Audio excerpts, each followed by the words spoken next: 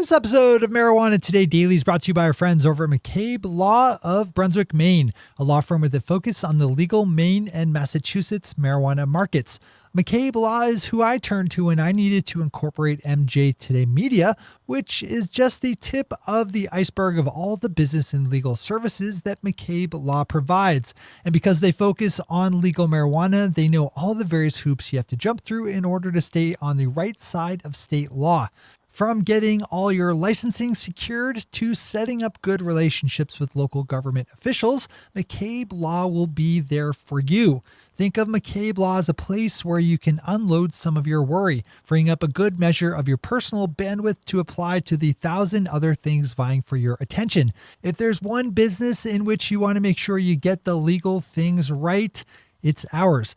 Make the best business decision of your day today by opening up McCabeLawLLC.com to learn more about all the things that McCabe Law can do for you and how to get in touch.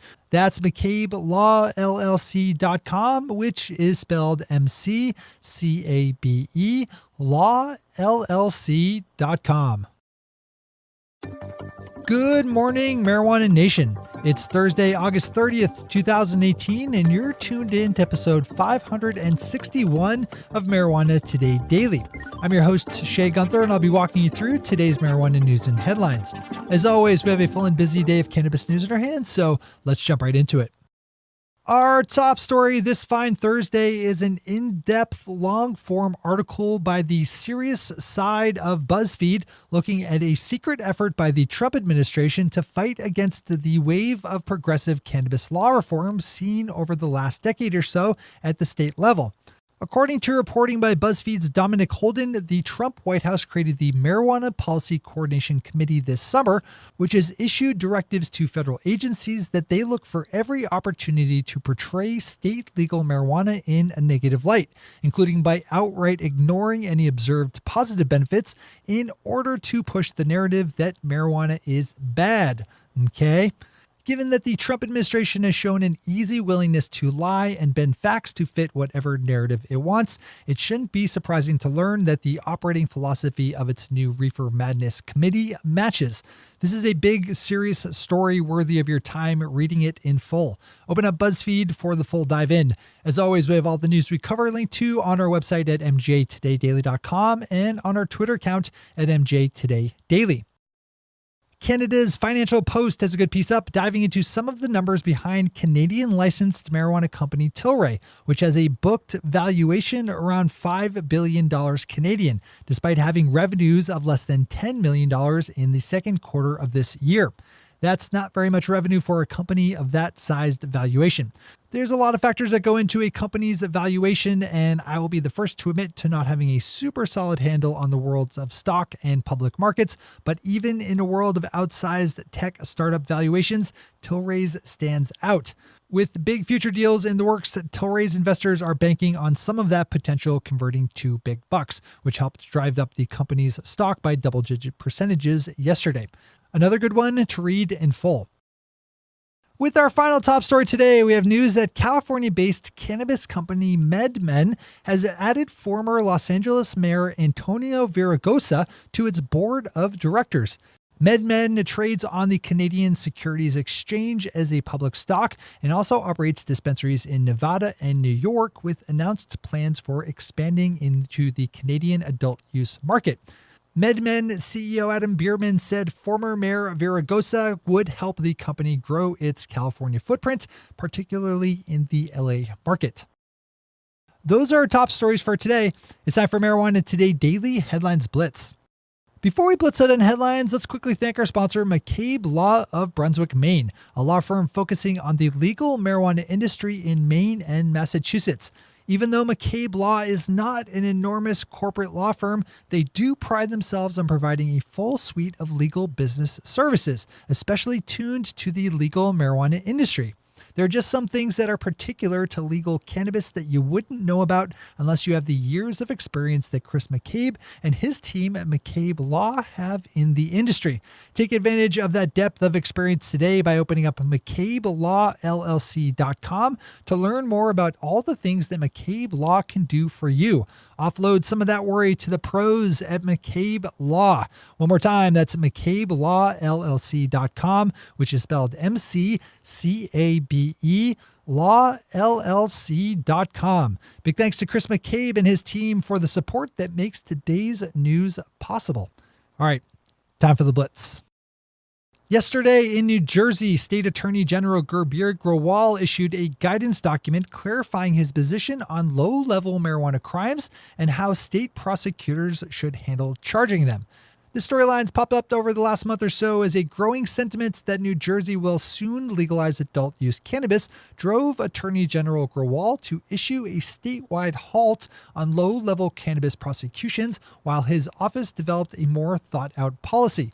In the 9-page document released yesterday, Grewal said that while state prosecutors were urged to use their discretion on which cannabis crimes to pursue, they were not free to avoid cannabis charges altogether. Delaware Governor John Carney signed a bill into law yesterday that will allow certain people convicted of non-violent marijuana crimes to apply to get those charges expunged from their record. The bipartisan SB 197 requires applicants to take action to get their records cleared, which is less than ideal, but it's certainly better than nothing. Open up the Courier Express for more details on how Delaware's new program will work. New Zealand has its first licensed medical marijuana business. The Hikurangi Cannabis Company was granted a license allowing it to grow and breed cannabis strains and says it will have a 100,000 square foot cultivation facility up and running by the middle of next year. Medical marijuana isn't quite legal in New Zealand, but it's expected in October that the New Zealand government will pass new legislation opening up commercial medical cannabis sales. State and federal officials in California announced earlier this week some results from a task force created in May to battle the illicit cultivation of marijuana on public lands. The effort was given the name Operation Forest Watch and has been conducted by agents with both the California and federal Departments of Justice, as well as the U.S. Forest Service and state sheriffs. On Tuesday, the group said that so far federal agents had busted 95 illicit cultivation sites located on public lands, seizing and destroying 20,000 pounds of fertilizers and pesticides in the process, and arresting 77 people. State officials closed down 154 unlicensed grow sites and busted another 42. Keeping our feet planted in California, we have a good story in Herb looking at the problem of human trafficking and how it overlaps with the world of cannabis. In this case, in California's Humboldt County, where attitudes favoring privacy and the exclusion of government and law enforcement authority can provide cover for human traffickers. Read this story. We have to acknowledge and combat all the shady parts of marijuana with at least as much vigor as we fight to highlight its benefits. Connecticut just added 8 new ailments to its list of medical marijuana qualifying conditions. On Tuesday, a state legislative committee voted in favor of adding the 8 new conditions, which include intractable headaches, severe rheumatoid arthritis, and muscular dystrophy. And finally for today, Georgia Straight has an instructive piece looking at a little bit of drama within the world of Canadian legal marijuana, as an industry consultant has publicly criticized the CEO of a marijuana-infused beer startup for making claims about licenses and deals that it does not have.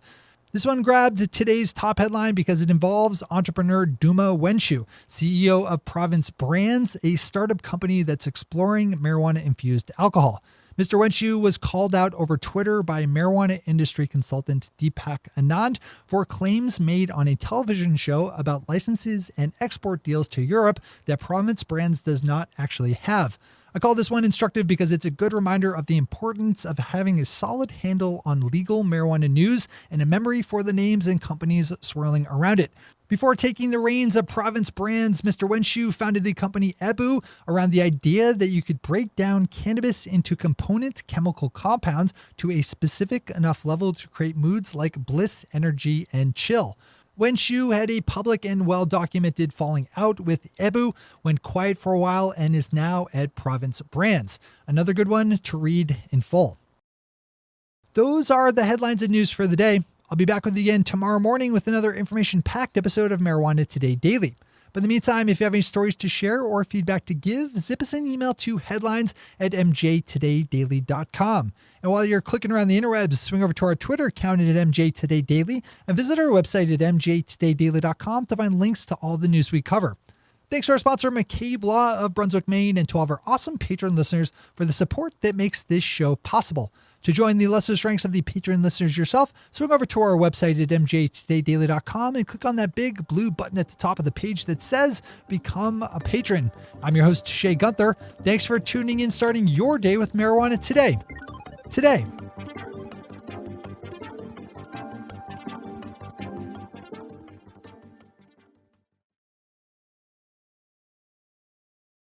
One take, Shay. One take.